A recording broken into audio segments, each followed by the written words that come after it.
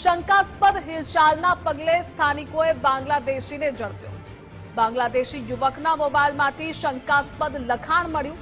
મોબાઈલમાંથી ભારત વિરોધી લખાણ પણ મળી આવ્યું છે। આધાર કાર્ડ બનાવવાની ફિરાકમાં આ બાંગ્લાદેશી યુવક હતો। સોશિયલ મીડિયામાં પણ લખાણ મળી આવ્યું છે। સ્થાનિકોએ મોહમ્મદ રહાબ નામના યુવકને પોલીસ હવાલે કર્યો છે।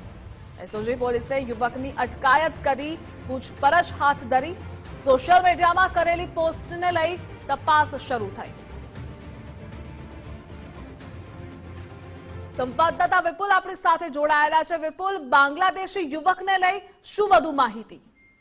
જી બિલકુલ, બાયડના રમાસમાંથી એક બાંગ્લાદેશી યુવક ગઈકાલે પોલીસ દ્વારા ઝડપી પાડવામાં આવ્યો છે। ખાસ કરીને છેલ્લા એક અઠવાડિયાથી આ જે યુવક હતો તે રમાસ ખાતે રહેતો હતો, જેની હિલચાલ પણ શંકાસ્પદ હતી।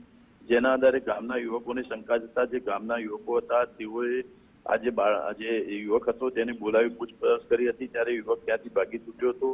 સમગ્ર મામલે જે ગ્રામજનો છે તેઓએ પોલીસને જાણ કરી હતી, જેના આધારે અરવલ્લી જે એસઓજી પોલીસે તપાસ હાથ ધરી હતી અને વાત્રક નજીકથી આ યુવક છે તેને ઝડપી પાડ્યો હતો। હાલ જે આ યુવક છે તેને પોલીસે ધરપકડ કરી છે અને સમગ્ર મામલે તપાસ હાથ ધરી છે। મોહમ્મદ રહાબ નામના યુવક છે તેને ઝડપી પાડવામાં આવ્યો છે। હાલ પોલીસ તેના પાસપોર્ટ અને સમગ્ર મામલે તપાસ કરી રહી છે। જી વિપુલ, માહિતી બદલ આભાર આપનો।